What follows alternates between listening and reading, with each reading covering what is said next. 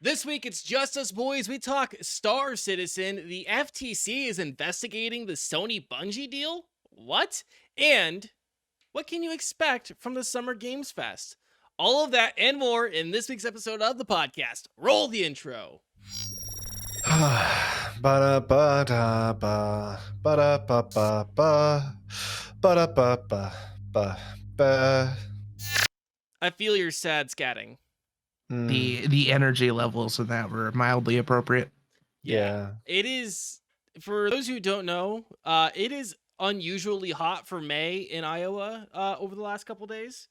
And I don't have the great of AC right now for some reason. I'm like trying to set my AC to like 75 to compete with this 90-degree weather in May.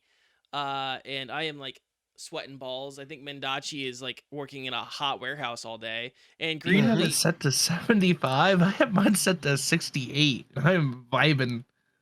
as I say, and Green's over there smiling and like all happy because he barely has to go outside and touch grass. Yeah, who needs to touch grass when you have the nice, crisp, cool air blowing through your AC? Because like with it, anyone that knows the Midwest, it's hot, but that's not the issue. It's hot and balls humid. Yeah. Like, you Yeah. step outside and you immediately have swamp ass. So Yeah. it's not a good time. Yeah. Don't forget all the poop smell. Mm-hmm. Yeah, because this is the prime time for them to start laying down all of the manure, Mm-hmm. which is just wonderful. But that's how the wonderful, the beautiful, the Greenlee is doing. He's nice and crisp and like fresh. Mendachi, you're the spooky and the ukuli. How are you doing? I'm pretty goddamn ookly this week, man. For those people that are tuning in live, you can see that I'm not on webcam, and that's not because I'm indecent. No, I'm always at least semi-decent. No, I've been having terrible bandwidth issues. My audio on our last episode was just atrocious. Made my whole weekend just sour.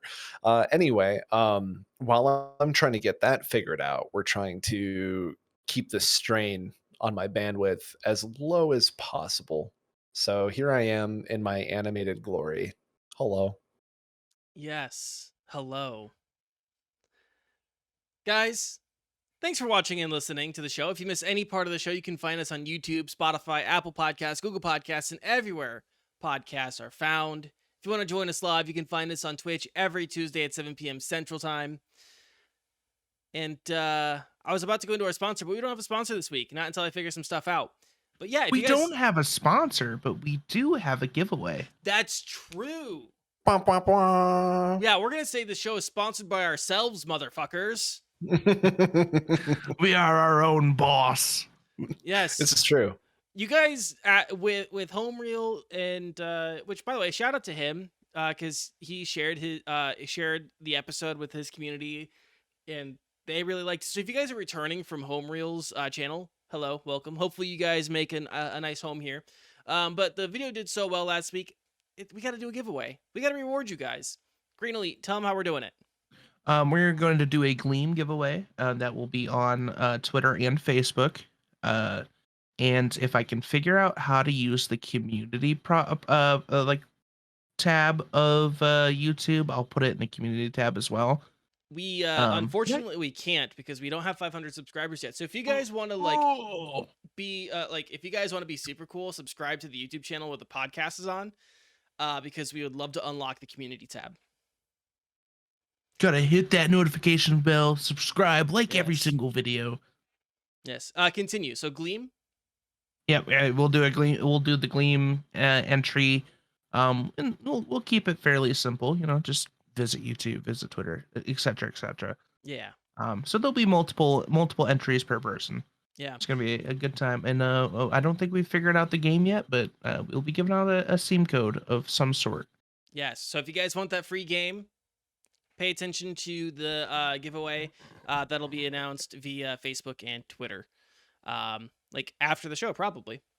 Yeah, Yeah. I'll get everything ready. It should be all squared away before midnight tonight. Excellent. Ooh, fancy pants. Yes. And if you guys want to be a part of the show, we do have a question of the week this week, which is, What book will you read when Xbox goes down again? So those who don't know, Xbox, their servers went down, and even if you owned the game that you were trying to play, you were not able to play anything on Xbox. So yeah, what book will you read? Green. I won't read any book. I'll be playing on my PC. I do, however, have a nice small collection of mangas that my fiance bought me for Valentine's Day that I have not yet dipped into. But it has the first volume of Chainsaw Man. Ooh. I have a physical copy of the first volume of Chainsaw Man. I have not watched the anime yet, and I'm trying to decide if I want to be one of those snobs that reads all the manga first, and then there's like, well, this is how it happened in the manga, okay?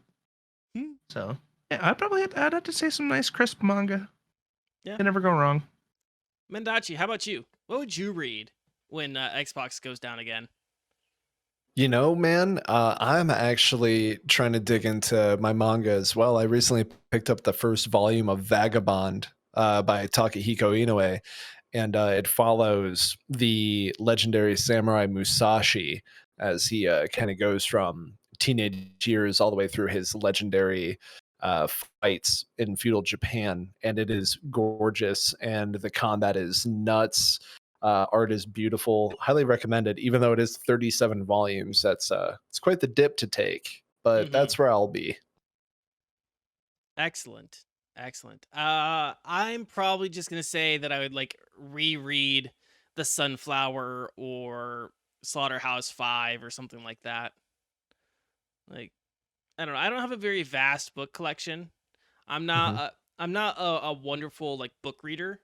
I used to read a lot of books like in middle school and high school, but that's because, you know, that was the fastest way to entertain yourself.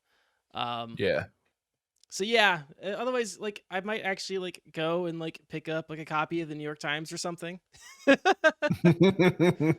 Oh, look at this witty joke. That, Or, Back in my just like day, a sensible nose laugh.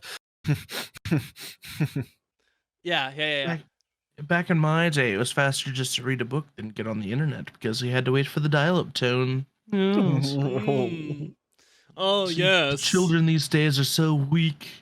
Oh yes. I see there are geopolitical issues in Ghana. Hmm. Hmm. So Boo. yeah, that's what I would probably read. Otherwise, yeah, let us know in the comments or in the live chat what you guys would read in the event that Xbox goes down again. Also, you guys can let us know on Spotify if you want to be a part of the show there. Green, you've become a citizen of the stars. I have become a citizen of the stars. I have made the plunge into the wonderful and illustrious, very long running alpha game Star Citizen, which just recently had an update in wipe. They periodically, every few months, do a full system wipe, similar to Tarkov, and that was on March 17th. With that came a big update, and I've been seeing a lot of content related to Star Citizen on TikTok, and that's what got my interest peaked. I also watch a streamer on Facebook who used to be really, really big into Star Citizen a few years ago. So I took the plunge. I did not wait for a sale or anything like that. I spent $45 for the base game and a ship. So every way to like every option to play the game, you have to buy a pledge, is what they call it, because the game started as a Kickstarter. This game is a massive space simulator with an emphasis on first person shooters. It's got that flair of first person shooter, but you can also, fly the stars and explore planets, etc., etc., much like No Man's Sky or Elite Dangerous.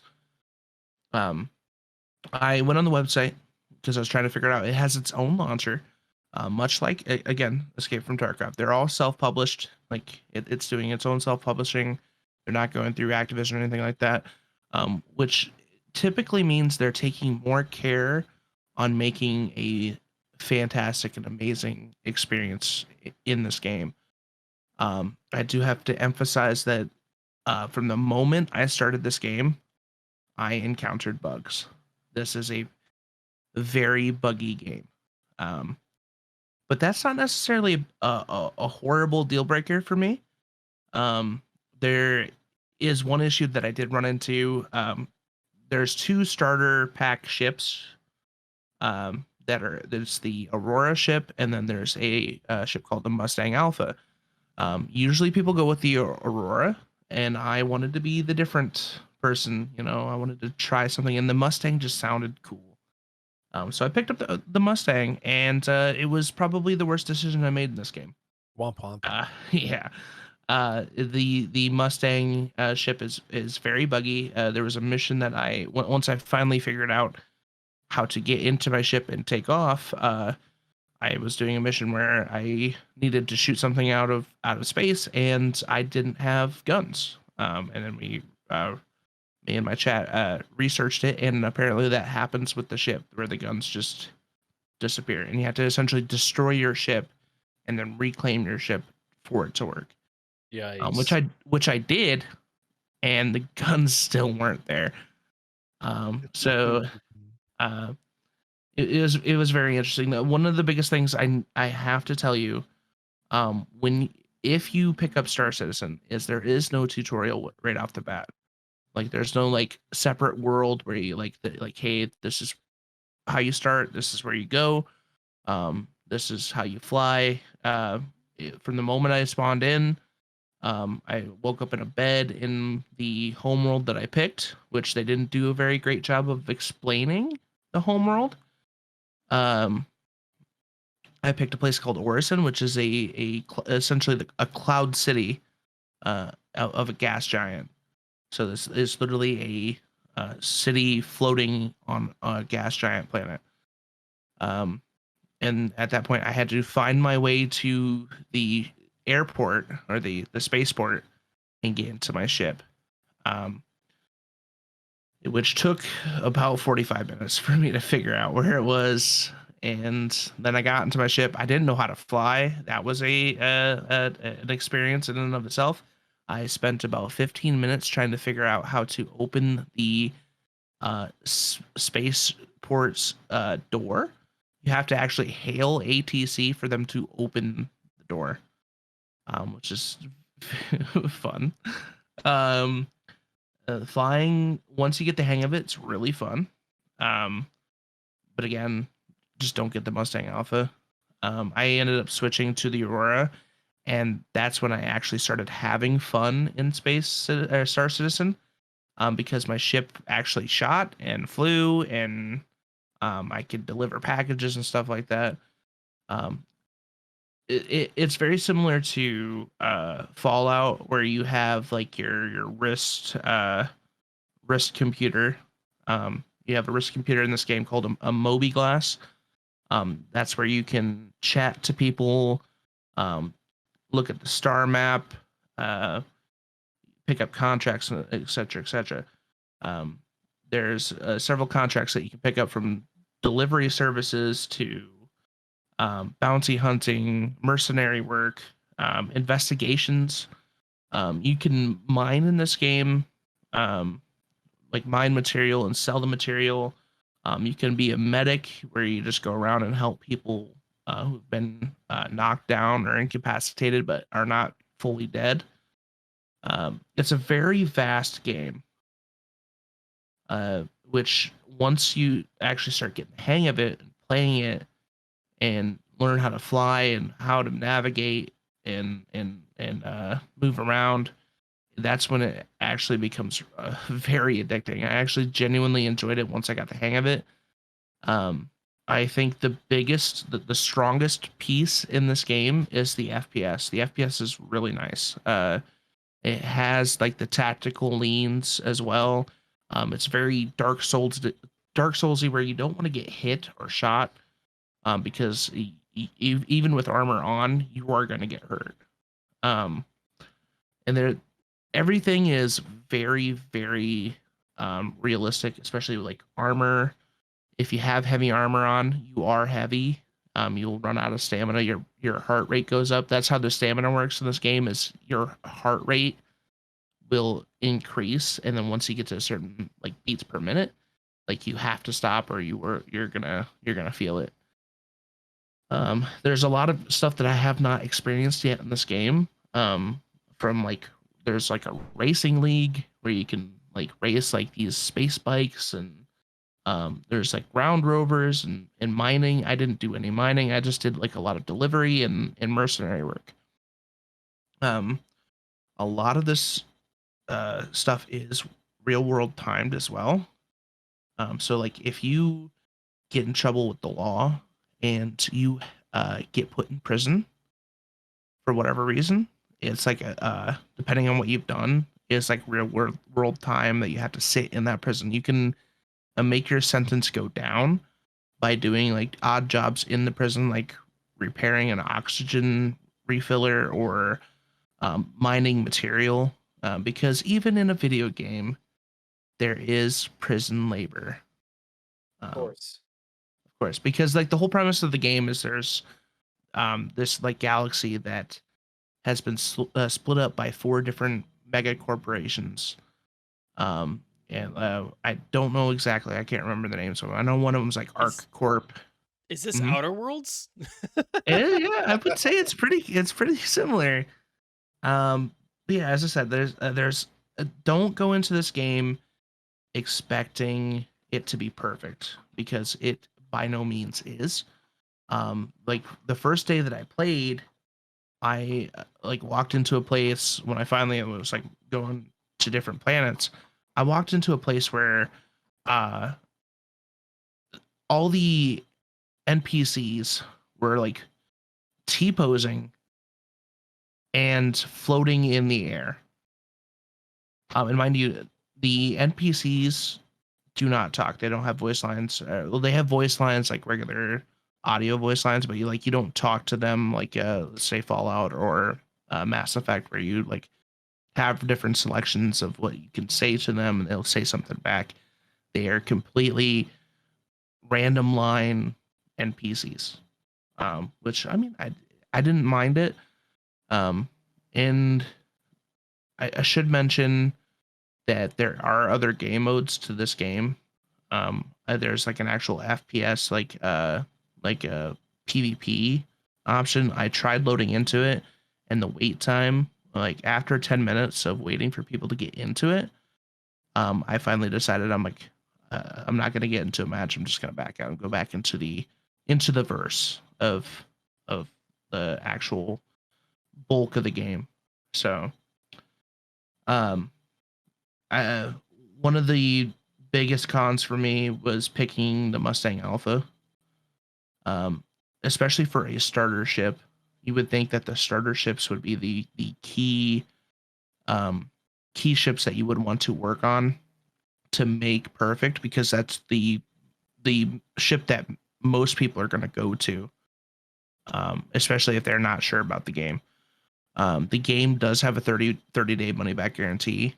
And a lot of people have complained, and I've noticed this a lot, that there is a pretty big pay to win aspect to this game, where you can use real world money to buy ships, and each wipe, those ships that you've spent real money on go with you to that wipe.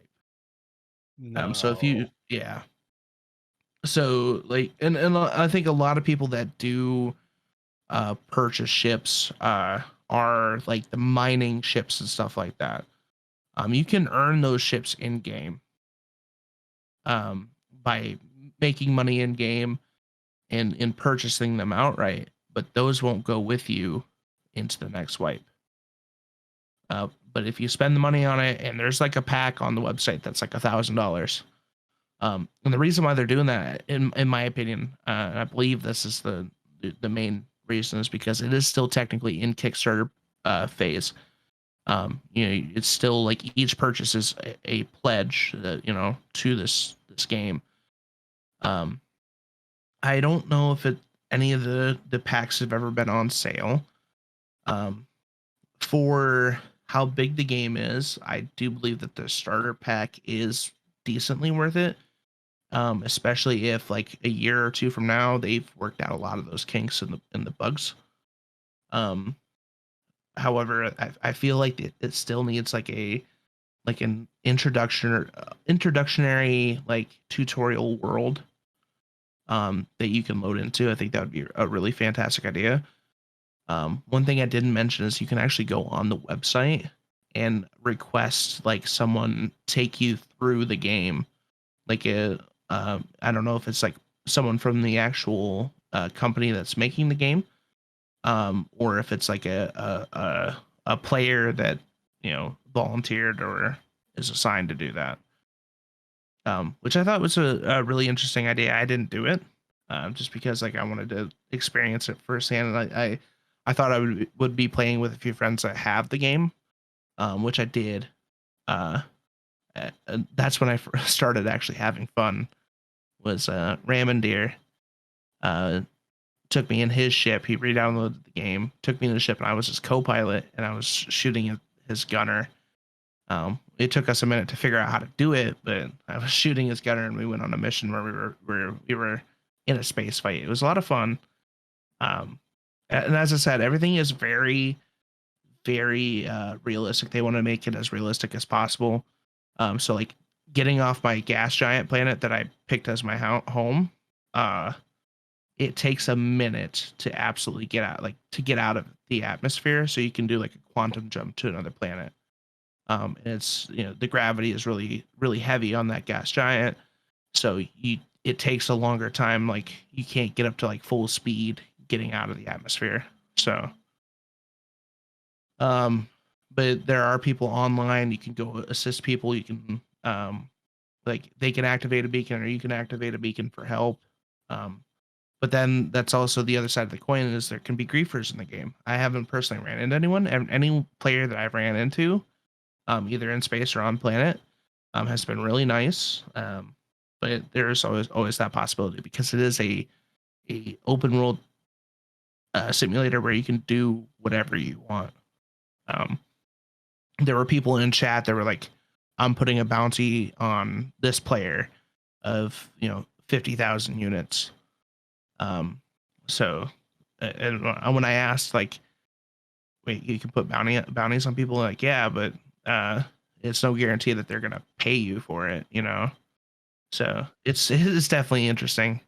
It's I've been genuinely enjoying it. Once I got past like, hey, this is an alpha, technically still an alpha game, and there's going to be a lot of bugs.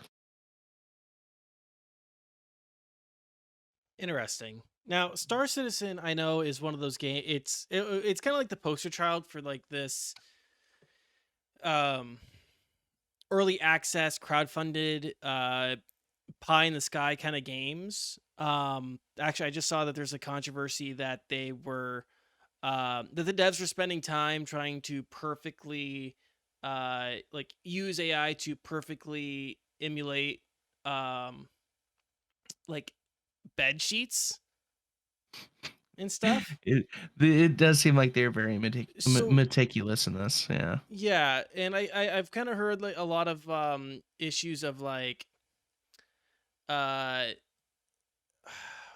feature creep is I guess the best way to say it. Um Yeah. so based on what the game is now and not what the game could be, all right, would you give this a thumbs up or a thumbs down? I would give it a very hesitant thumbs up. Just because like there are a lot of bugs in the game. Um, I feel like the starter pack is a little steep for not having like a full understanding of the game. Like if you wanted to play with someone that they assign you to, so you can get the ropes down, and then get the starter pack, then yeah, I would say it's worth the $45. But you also have to be really interested in a space simulator on top of an FPS game. Um, so, and what you were saying about the feature creep, I did want to mention the way that they handle bug fixes is there's actually a council that's on the website where you like you type in or you like make a post of like the bug issue that you're experiencing, and they'll vote on which bugs are the highest priority in the community, and then they'll work on those first. Hmm. So, which is very interesting, yeah. And when I was streaming this, I had one of the level designers actually come into my chat, and uh, we talked for a good while about like, you know, I'm like, hey, this is buggy, and they're like, yeah, um, that's one of the issues on the council, et cetera, et cetera. One thing I did run into, like I almost uninstalled the game for it, is I went on the website because I was having a lot of issues with that Mustang Alpha ship, Mm-hmm. and I wanted to switch it to the Aurora. So I went on the website and there was an option to essentially refund the pledge and then like put it towards another pledge. So I canceled my Mustang Alpha pledge and I put the Aurora in my cart, and it didn't give me an option to like use the in-store credit that they gave me. So I thought Oh. maybe that it was at the end of it. So I plugged in my, logged into my PayPal like I normally would, and clicked the continue button, and then I spent another $45 on the game. Oh my God. Um, so I contacted customer support, and they're working on that right now. But in the frequently asked questions section of the website, anything that has a is Warbound tag on it, which are the 2 starter packs, you can't use in-store credit on, which I thought was pretty odd, to Mm-hmm. put that label on there. Like, all I wanted to do is switch, like, the ship, because they're both the same price. The standard $45. And then the level designer in my chat said just contact customer support. I was heated when I spent another $45 on the game. Yeah. Oh yeah. But it's a small, pretty decently small team. Um, so their customer support they still haven't refunded me yet. But they're working on it. So someone emailed me like the next morning. It was because I sent the ticket in at like 11 o'clock at night, Mm. and at 7:30 in the morning I got an email saying I forwarded this to the e-commerce team. We're working on it. So um, Interesting. so the website is a little interesting. You just Uh, got to make sure that you're paying attention to what you're clicking. I would almost say customer unfriendly. That portion, yes. The whole Warbound thing was customer unfriendly. Everything else is usually straightforward. Like, Mhm. It tells you what you need to do to play the game. Like, you make your account, and then you have to buy a ship pledge, so that way you have something to fly around. Mhm. It was pretty solid. So once you buy that pledge, then you can download the game. I know that they're having a free fly weekend, Mhm. or a free fly week. I believe that's next week. Let me double check that. Okay. Uh, So Mendachi, while he's checking that, any thoughts, questions, opinions you want to get out there? So many, but I'm gonna try and keep it brief just in case I have some audio hiccups. And please let me know if I have them because I'll shut my trap. Okay. So I'm not sure how much you guys know about Star Citizen, like, prior to Green bringing it up. Anything? I've just heard a lot of like the feature creep stuff, the delayed development, a lot of the pie in the sky stuff. You know. Okay. I'm sorry.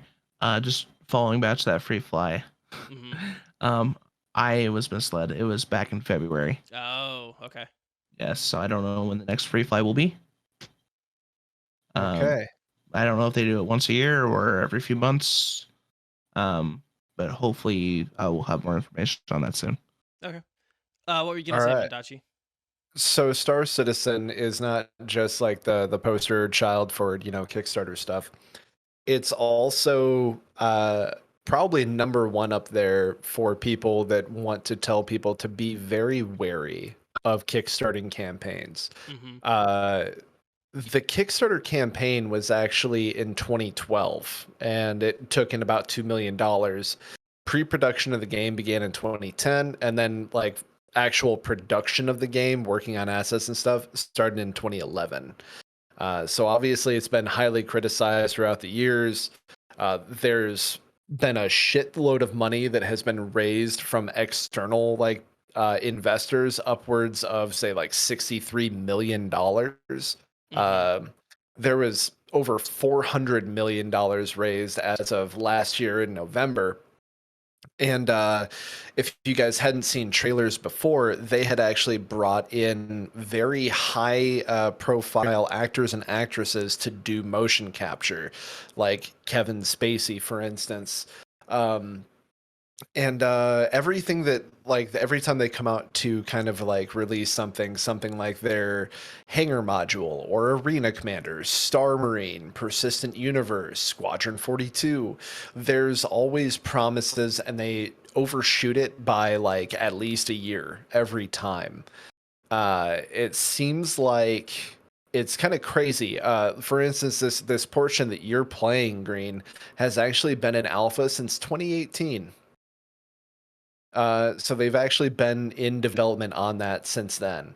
That's not. I don't think that's necessarily a bad thing because like Right. Tarkov's been in beta for years, literally Yeah, look at years. So Killing Floor as well, or Killing Floor 2 rather. Yeah. Mhm. I mean Yeah, that's I mean there's I think there's a debate now for what is even an alpha or early access title, right? right, Because to me, Killing Floor 2 is a perfect example of, oh, it says it's an early access, but it hasn't had a meaningful update in like since 2015. Right? Mhm. The game itself in early access, uh it's essentially the finished product. It's just what we called early access. We didn't have a term for live service yet. right. We didn't. Yeah, We That wasn't a part of the gamer vernacular. Uh, uh. So early access was that term that we used for what would just be live service games. I right, Now Killing Floor 2 is probably the one of the dumbest fucking waste of money you could probably have because it has so little content that for a game that has been in development since 2015, you probably shouldn't waste your money on it. That's just me though. Um right. I mean, like with this game going back 11 years to when it started its production, it's kind of wild. They've also had a ton of legal issues in regards to their backers.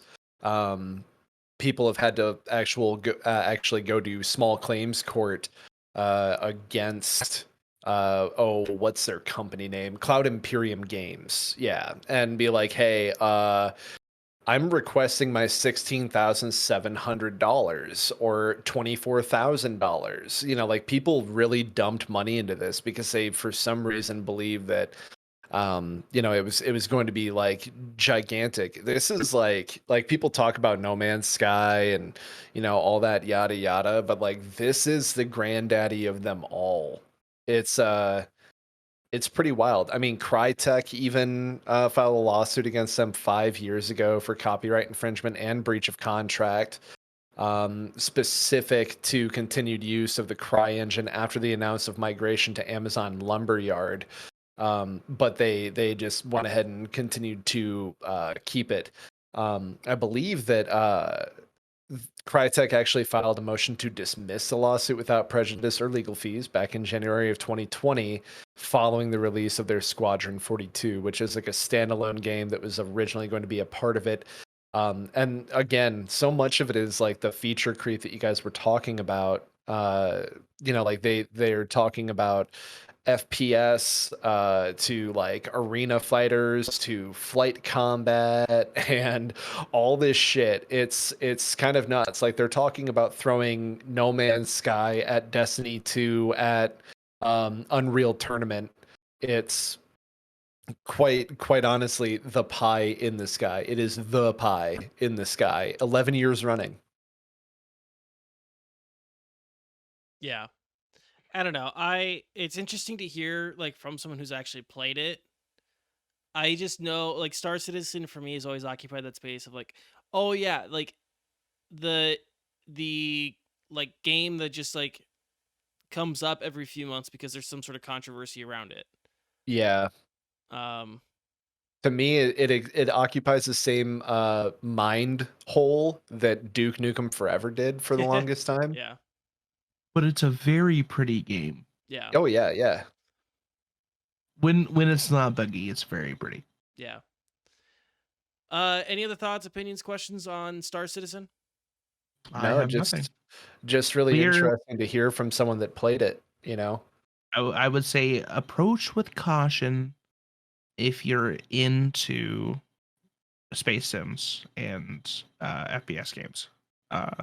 If you're not into that, I don't know if it will be worth your hard-earned cash, especially like the bigger pledge options. Like I think the next step up from the $45 pledge is $65. So Yeah. Yikes. like the monetization um for the game goes all the way up to like $1,500, which is a lot of money, and people have spent that money on the game. So Hmm. Yeah, I mean, there was definitely somebody who dropped like $24,000 as a backer. mhm. Like that to me is just crazy for literally anything, no matter how like well known the developer is. But yeah, I think it's exactly like you said, Green. Just, approach with caution and make sure you have the time, money, and patience for it. And maybe even like give this game a year to see where it goes, Or because or five, they maybe yeah five. they I mean I'm sure they'll still be developing in 5 years. So Yeah. Yeah. uh yeah, it's been an interesting time playing. I will probably continue to play this. I don't know how much, but because once I got the hang of it, as I said, it is relatively fun. It's very relaxing when you're cruising from planet to planet in quantum speed, just listening to like a techno lo-fi beat in the background, because the surround like the soundtrack to this game is so serene and spacey, but yet like a chill. It's a very chill vibe soundtrack, and I found myself while playing this at 1 o'clock in the morning, just sitting there flying in the ship, just vibing out. So Hmm. yeah, Nice. it's definitely an interesting title. Definitely something to keep an eye on in the next year, 2, 3, 10. Because it is a very vast game, and there's a lot of stuff there's a lot of potential. That's the best thing I can say. It's got potential. Okay. Cool. Well, let's move on to our next topic, which is I got some time to check out the new update from The Baby in Yellow, Team Terrible's game, The Baby in Yellow, which is a game that I've been following this for a while, and it's actually been a good pleasure to do so. I've actually really enjoyed following this game's development. Um, but yeah, so they put out actually I missed the update for the first like little while that it was out. If you guys want to see my gameplay of it, you can find it on YouTube, uh, on the second channel. But so I missed this update. It's called the White Rabbit update, and it adds a significant amount of content to the game, because the if anyone remembers from the first time I reviewed it, the game was pretty short and really didn't have a ton of content really going on. Um, so can I, like, as a quick recap, The Baby in Yellow is a game that puts you in the role of a babysitter watching a child who is not what they seem, uh, and basically kind of puts you through a Groundhog Day-esque loop that ultimately takes you to your demise. In the updates before this, there was like teasing of like some sort of escape, right? Like maybe there's a way to get out of this death loop, uh, and free yourself from the tyrannical tyke, right? There, that's kind of like the tease that we got. And we got that now. we can finally free ourselves from the tyranny of the baby in yellow. The update adds a few logic puzzles, including finding a combination to a lock and piecing together some piano music. The game adds a larger chase sequence in which you are actively being chased by this bastard baby. It's an entire eldritch horror. The monster design for the baby is quite terrifying. In that eldritch unknown horror kind of way. And I will say that the sequences are incredibly well done. For what they add, the sequences, they feel original, they feel tense, they feel like the game runs well in basically every like section. Like there's no chugging or lag. The game's not super incredibly graphically intense, but there are like issues of like with some of these like not graphically intense games where devs just don't know how to optimize the scenes that they're in, and that is not an issue here, which is fantastic. Because sometimes you'll like, oh, there's like particle effects, and now like my computer's chugging. Like it doesn't matter if like you have a higher end PC. Sometimes you just have like an issue of like the computer will just chug. But yeah, the sequences are very well done. I think the logic puzzles and stuff like that are very nice additions. It feels like the lore has been deepened as well. There's like a little bit more of the environmental storytelling here. And another thing that I feel like Green would probably appreciate is that this doesn't entirely rely on cheap jump scares. Right? There's a few. I'm cool with that. There's a few cheap. There's a few jump scares, right? But it's not all jump scares. Like that's an issue of like a lot of these horror games where it's like all jump scares, or it's like PSX graphics that they put a bunch of film grain on to make it look creepy. That's not what's going on here. Overall, the update adds about 30 minutes of content. And on one playthrough, I don't think there's more than one ending for this other than like the fail state. But you can certainly try and see if there are any other like additional endings. I haven't bothered to check yet. The game is pay what you want on itch.io if you want to play it on PC. I believe it's also available on mobile. I would say definitely throw like $2 at the devs for this. If you do want to play it, it's a good afternoon waster. Throw a couple games together and see how many you can get through in like an afternoon. Other than that, I'm eagerly waiting for the next update. That I've really liked and enjoyed following the game's development. I think it's been fun so far, and I'm looking forward to seeing what else they've got going on for them. Thoughts, questions, opinions? I think the best thing that comes to mind is the fact that you can put the baby in the oven and it pops out in an explosion. That's probably the most hilarious thing I've ever seen in an itch.io game. Right. There's actually a portion.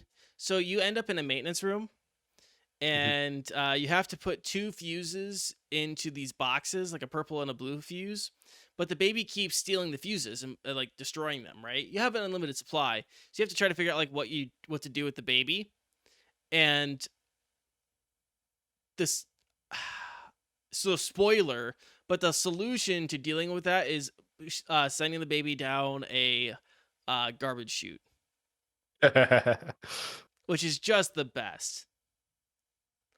You just open up the door to the garbage chute and down goes the baby. Whee! Perfect. Yeah. Like I said, there's a significant amount here of like changes and updates, which is fantastic for this game. Mendachi, any thoughts, opinions, questions? It's really nice to see that they're adding so much. Like it's a nice simple game, like you said. It looks like a nice evening to just enjoy I would say, a relatively unique and interesting experience. Um, Interesting to hear that it's on mobile. I'm kind of wondering when it's going to hit Switch if it hasn't already. Um, but yeah, I do love a good old cosmic horror mythos kind of story, and yeah, just interesting to hear that they're doing so much to keep it rolling. Yeah. Another thing I'll mention is it's just very accessible, especially for horror. It's not it's not like a super referential horror where like you're gonna have to like it is inspired by Lovecraft and Lovecraftian themes. Not those ones, guys. Not those ones. Not those ones. But obviously the name comes from the King in Yellow and stuff like that. But it's accessible because it's not super self-referential or referential to anything else, and um it's not so like like horrifying, right? It's not it's spoopy. It's kind of silly. It's not trying to be the scariest thing in the fucking world. You'll shit yourself to death playing this game, and it's not trying to be like super gory and disgusting, right? It's not trying to play cheap. It's just trying to be fun and a little spooky, which is nice because the horror game scene right now is either it's one or the other or both of like super cheap jump scares or super disgusting uh gore vor shows, you know. Hmm. Yeah. Oh yeah, I played Visage. Which, like, honestly, that game would have been really great if I mean, it was all right. It was fun, but it would have been fine if it just maybe focused on one thing and, like, kept itself in one avenue. So it's also just nice to see a horror game that has decided to, like, just be fun, just be interesting. So, yeah, I don't know. Really cool to hear about the update, though. Yeah. Any other thoughts, questions, opinions, Green? Not for me, no. All right. Let's take a quick break. Sound good to you Okie guys? dokie. Yeah, yeah. All right. We'll be back in 2 minutes. Stay right there. Hello, Danie is being lazy and has decided to have a text-to-speech robot record this message for you instead of doing it himself. He wants you to know that you can help support the show by telling your friends. Telling your friends about the show helps us grow and help more people save money while gaming. It's also free. You can tweet about us, share us on Facebook, or even send a message directly to your friends and family with a link to the show. Don't forget to like and subscribe on YouTube or leave a comment. That helps tell the algorithm that you like this kind of content and would recommend it. Thanks for watching and listening. The show will resume in just a few moments. P.S. Green Elite has bad taste in Pokemon. And we're back. Guys, thank you for letting us take that break.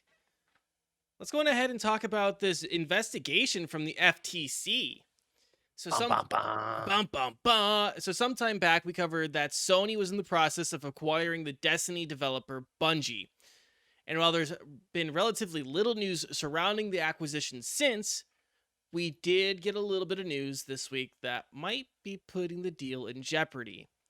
The deal, which is valued at $3.6 billion, is now being investigated by the Federal Trade Commission, the executive agency that is responsible for regulating businesses and trade. The, quote, in-depth investigation actually started back in April, and according to reports, is focused primarily on the possibility that Sony could make Bungie games exclusive to the PlayStation family of consoles and Sony services. Which, if you remember back to our original conversation, we did say that Sony and Bungie didn't have plans to take Destiny or other Bungie properties exclusive. Quote, "We want the worlds we are creating to extend to anywhere people play games. We will continue to be self-published, creatively independent, and will continue to drive one unified Bungie," which is what Bungie said in a statement when the announcement was made back in, what was that, February? Yes. But despite these claims, the FTC doesn't seem convinced for some reason and is requesting more information from both the parties to determine how much of an incentive they have to go exclusive, which is all the incentive. Right. um, Yeah. this could potentially delay the deal being finalized for as long as 6 months. It's kind of odd that the regulator hasn't made any investigation into the two deals that Sony's biggest rival has made, Microsoft, in the last 2 years, because both of those deals were record-setting deals. And I Sounds like companies paying a little FTC on the side. Well, maybe a little bit here and there. So this increased scrutiny could be due to the Biden administration looking more deeply into antitrust enforcement through via an executive order, but that still doesn't really explain why they're not looking into the Acti Blizz deal with Microsoft. And it's especially odd because that particular deal had U.S. senators, I believe, including Warren, Sanders, and Booker, uh, calling to investigate as well. So it's a little odd that the FTC is looking into this one and not the Acti Blizz Microsoft acquisition. Yeah, That because one, Bungie is not as big as Activision Blizzard by any right. means. No. And you would think that Microsoft, who already owns several publishers and owns uh, the operating system of PCs, like by far and away, they, the majority, the market share of PCs is Microsoft, and also one of the largest gaming consoles. You'd think that they would be under a little bit more scrutiny than Sony, who only owns one distribution platform and not much else in reality, and not that many publishers. As for what this means for our audience, I don't think it's going to really affect our audience much right now. I doubt the FTC is going to stop the deal from going through. Just like a gut feeling. I don't think there's going to be much that they're really going to like look into this and say, well, they can't really do that, or anything like that.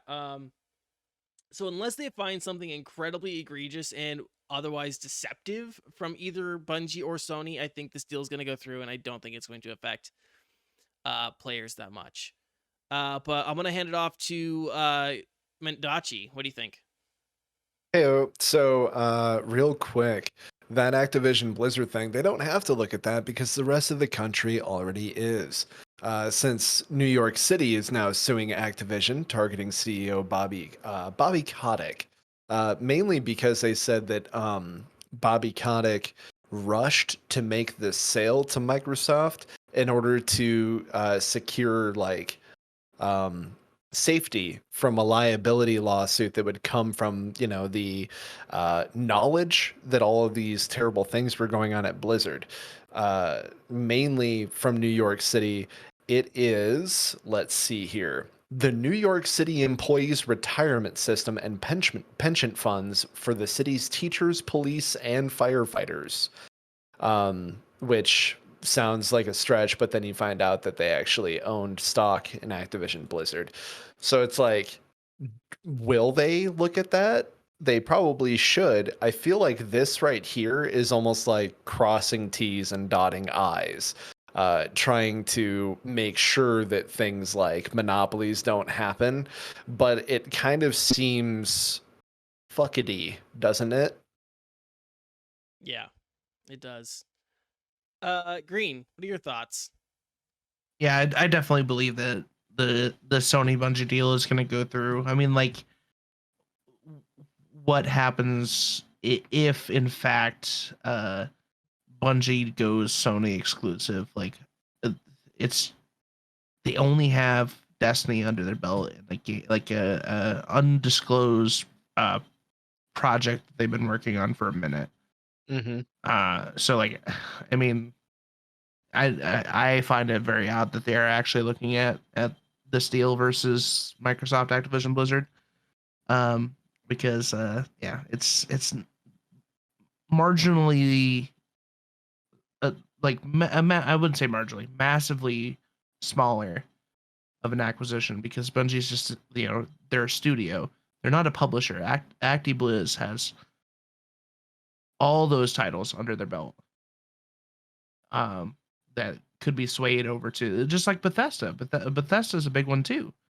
So they have all those titles that are under their canopy that could go PC, Xbox exclusive if Xbox wanted to or Microsoft wanted to. For sure. It just feels very lopsided. This feels almost targeted. Yeah, the scales way. are they're not balanced right now. Yeah. Yeah. There's a part of me that almost wonders, is it because it is a foreign That's what I company? was about to say. Is like, is it because they're centralized in Japan? Is that the issue here? Like, and they're buying a US based studio? Like, what is the issue here? Like, why this instead of something else that is massively bigger? Yeah. So, like I said, I don't think it's going to affect players yet. It maybe could possibly in the future, but we'll keep an eye on it and we'll see later if it does. Yeah. And it's because it can't be the money, because like Activision Blizzard's buyout, that was 68.7 billion. This was only 3.6. Yeah. Like, that's redonkulous. Rich people throwing money at rich people. Mm-hmm. It's hilarious. Yeah. Yeah. Anything else that we wanted to talk about on that one? Nope. Watch closely now. Which cup has the ball in it? Well, let's talk about the Summer Games Fest, right? So, some time ago, E3 announced that they were canceling the show for 2022. And with really only a month until summer officially starts, a lot of people are wondering what the news cycle is going to look like for gamers this year. And it looks like we might be getting some rumors as to what the Summer Games Fest from Geoff Keighley might look like. So the show is going to be start live on June 9th at 11 a.m. Pacific time, and will contain a, quote, cross-industry showcase with announcements, reveals, and more. You can also watch the stream at a partnering IMAX theater, which I don't know why anyone would necessarily want to do that. But sure. This isn't 2008. People don't get that hyped for video games anymore. Like, those are big events. Yeah. Like that. Right. I mean, the Inhumans episode 1 and 2 was shown at IMAX Yeah. theaters. Because I remember back in 2010, like 2009, 2010, we'd have like watch parties for E3. But like, if someone invited me to a watch party for E3 now, I'd be like, you're insane. Mm-hmm. We have YouTube for a reason. Yeah. Stop. Like, I would watch someone stream like their reaction to E3 stuff. But yeah, watch Oh parties. yeah, but you no. do that. You do that from your home. You're watching YouTube. Like, why would you want to go to an IMAX theater to watch the showcase? It just boggles my mind. I mean, some people might enjoy that. I mean, I personally wouldn't. Yeah. I also don't think there's going to be anything so graphically amazing that I'm like, I have to see this on an IMAX. That's exactly where I was at, Danie. It's like I used to be that amped about video game showcases. Now it's like I find myself rolling my eyes, giving a deep sigh, and doing a jerk off motion in the air. Yeah. Yeah, especially because like I watched the Game Awards, which is Geoff Keighley's like main thing, right? The Game Awards is like Geoff Keighley's baby. And it, while it was well done, it just also isn't like one of those things where I think I would like set up a tent pole to even like do a react stream or anything like that. But we do know a few partner organizations that are going to be doing things at the Summer Games Fest, but we don't know exactly what or if they're doing showcases. But here's some of the organizations: Xbox, Sony, Amazon Games, Steam, Wizards of the Coast, Activision Blizzard, Netflix, 2K, EA, and that's just to name a few. The only two that have so far have a set presentation time, though, is Bethesda and Xbox. I'm assuming Activision Blizzard's going to have a set time. I'm also going to go on a limb and say that Netflix is probably going to have some sort of set time, because at this point, they really need to start getting people hyped for their gaming service, and I'm very curious to see how they're going to do it among all the bad PR they've had lately. It's going to be with Stranger Things, Danie. Yeah. You know it is. Oh yeah, it's all going to be Stranger Things, and then you know, I'm gonna make a wild accusation. I bet you that they're going to have some sort of Castlevania, the Netflix series, the RPG. I would actually get behind that. I'd be I like, would- all I right, you have my genuinely would attention. too. I would too. That would be actually pretty dope. That is my wild accusation of I hope that your wild accusation is correct, because then I would What- actually be amped. Was Castlevania that big on Netflix though? Yes. Because I watched Castlevania, but like I didn't hear people just like the few like people that are like, hey, have you seen Castlevania on Netflix? But like I don't hear like random people on Facebook like, oh my god, have you seen the Castlevania episode? The series on Netflix. It's more of like the Stranger Things and Witcher. So Yeah. I didn't think Castlevania was that big on Netflix. But Right. I mean, on Rotten Tomatoes, we're sitting at 94%, 8.3 on IMDb, and 92% on Google. I think a big part of that is that it is an animation. don't get it twisted. I loved the show. Oh, yeah, same. I loved it. It was great. It was very well animated and it was a very solid story. But like as I said, I didn't think that many people were hyped about it to warrant a game. But this is more of a tangent. Continue, Danie. I'm sorry. I mean, that's kind of it. Like, we don't know much else. There's been kind of rumors a little bit. See, this is the point in the year that we would start seeing major E3 rumors. Right. But because we don't have that, the news cycle really doesn't have much going on for it. Are you ready for my rumor mill? Okay. Elder Scrolls 6. No, it's going to be fucking Elder Scrolls Online DLC garbage. Oh, yeah.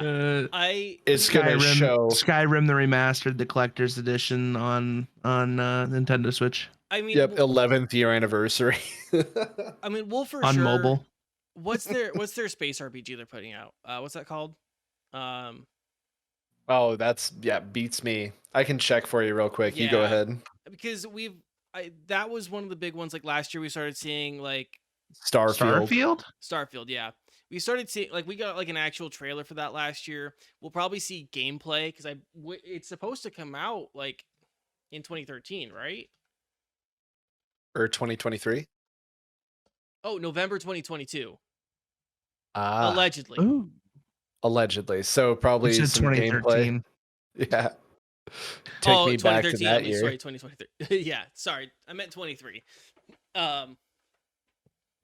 You just gotta let it go, Danie. We're out of that era now.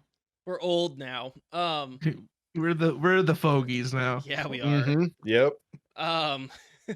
So God yeah, damn it. Starfield. Well, we're gonna for sure see Starfield stuff. Yeah, absolutely. And Elder Scrolls Online. Yeah, Elder Scrolls Online, which is very unexciting. Right. But it could be cool stuff like Prey 2 or like another addition into Dishonored. I mean, I don't see Arcane Studios here, but they are under that umbrella. Arcane Studios has a game. They have a zombie or a vampire zombie game that they're working on right now. Didn't they can Prey 2?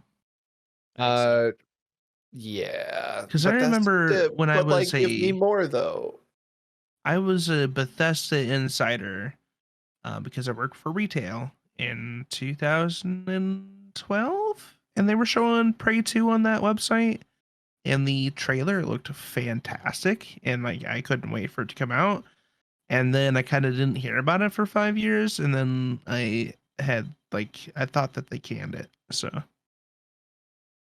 I don't know. They could very well be still in the works, but I haven't heard anything about Prey 2. Did you say 2012? Yeah, it was like 20. Ooh, Because it I'm was back talking when I worked about. it's back when I worked at a Walmart. So. Okay, I was talking about the 2017 Prey from Arcane Studios, like the one that was like super duper delicious with all the crazy space mimics and shit. Yeah. Not the No. one where you accidentally crush your grandpa and fight aliens. Okay, yeah, because I remember it was Bethesda Insider, like to get like the free game, you had to like watch trailers and stuff like that. And that's actually how I got my first copy of Skyrim on Oh, PC, nice. and I hated it. I hated Skyrim. Oh, I still do. I still do. Uh, um, and yeah, it was a game. The trailer was like you're essentially like a space bounty hunter, like essentially like going around this like really open world city. There's a lot of parkour aspects to it, and like some humanoid bounty targets, some ridiculous alien bounty targets. It looked really interesting from the trailer, but then I didn't hear anything from it. So Yeah. Womp womp. But yeah, there's a lot of stuff that would be really exciting to see from them. I think for me mainly, like if I had to pick 5 that I'm interested in, Coke Media is supposed to be there, and we just talked about them last week with the acquisition of Square Enix's studios, Crystal Dynamics, and Eidos. So we could actually see some stuff from Tomb Raider, which would be a really smart idea considering, they just bought that shit. It'd be great to show people that they're still having people work on it. But always Devolver Digital and Dotemu is actually the people behind Streets of Rage 4. So that's super exciting. I think that's going to be a Metal Slug deal. Bandai Namco could be Soul Calibur 7, but I highly doubt it. Wizards of the Coast is to be there, so we'll probably see a little bit more on their D&D, Baldur's Gate 3, whatnot, maybe some other stuff, maybe like a Magic the Gathering 2022. But yeah, there's Capcom is also supposed to be there. Can't wait to see some Street Fighter 6 and have it look exactly like Street Fighter 5. Yeah. I'm not sure what else we could possibly see.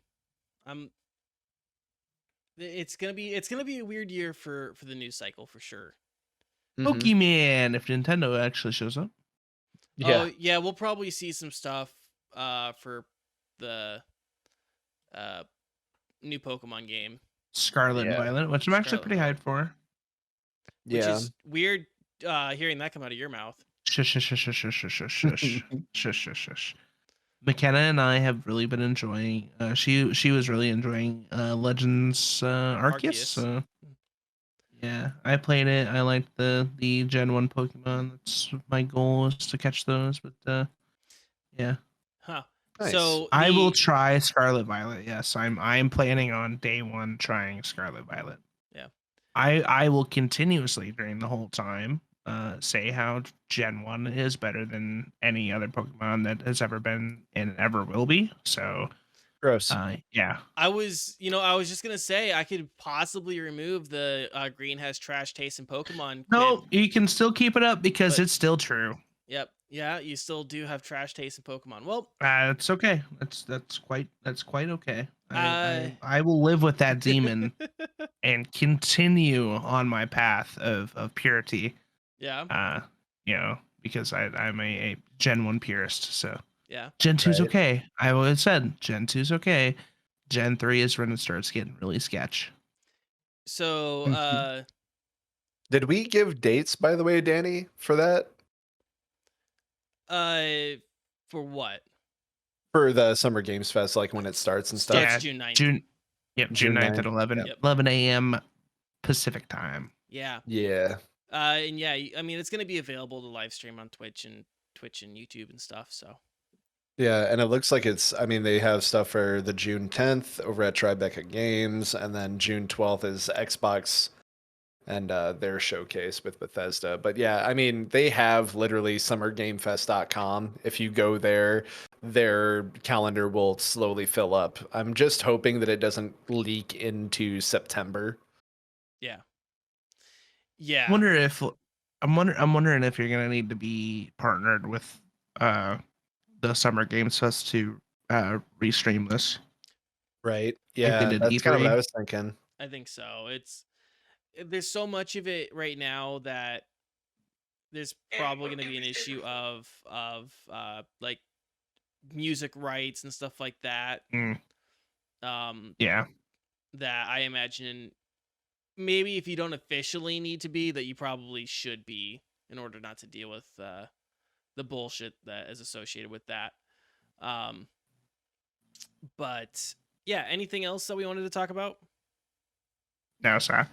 Greenlee, Nope. what's coming up on your channel? Hunt Showdown. I love Hunt Showdown. I am going to have the next at least 3 days to my lonesome, as well as Danny K, Yeah. because our significant others are going away, running off together. So I'll probably be playing a Hunt Showdown. What? I always knew they would. They were I always afraid. knew they would. They were afraid of us running off together, but I always knew they would. Yeah, yeah. So, yeah, I'll be playing Hunt Showdown. I'm gonna try to squeeze some Star Citizen in there sometime. I've been really meaning to peek into God of War on PC. I still haven't played it. I got gifted it a while ago. I also got gifted Elite Dangerous because when I was playing Star Citizen, like Ramandir was like, "You should try Elite Dangerous. It's kind of Star Citizen just without all the bugs." So maybe I'll play that this week. I'm not sure. We'll find out. You can find out what I'm going to be playing, either by joining my Discord or YouTube, or not YouTube, Twitter. And then I will also be working on some YouTube content for Next to Nothing, which Ooh. we should see hopefully in the future, near future, I should say. Yeah. It's gonna happen. It just depends on how long it's gonna take for me to cut, edit, and do all the things too. So, yeah, twitch.tv/Mr. Greenlee. Mr. Greenlee on all the socials: TikTok, Twitter, Instagram, all the fancies. Mendachi, what's coming up with you? Well, bandwidth withstanding, probably going to dive back into Weird West, as it is a Western and quite weird. And definitely two things that I love very much. So try and hop into that. Sunbreak for Monster Hunter is coming out in a little over a month. So probably get some more time in on Monster Hunter on Saturday with the homies, and that is also a community night, so you can always join us. We do play on Nintendo Switch. Otherwise, you can always come and screw with our stream when I'm playing with Brent. We're doing Vermintide 2, usually doing Chaos Waste runs with Twitch integration, so you can spawn in boons as well as hordes of monsters and bosses and make us bleed to death. Just, it's super duper fun, delicious stuff. So if you like to see a man who is reaching his 30s squirm in agony, you can always do that on my channel. Otherwise, you can see me do it through my writing on Twitter at OnlyMendachi. And wow, I would just love it if you did that. Excellent. Coming up for me, as Green said, I will be all on my lonesome after tonight. Tomorrow, I will be doing some indie games and Master Duel afterwards, and then Hunt Showdown for the rest of the week, Thursday, Friday.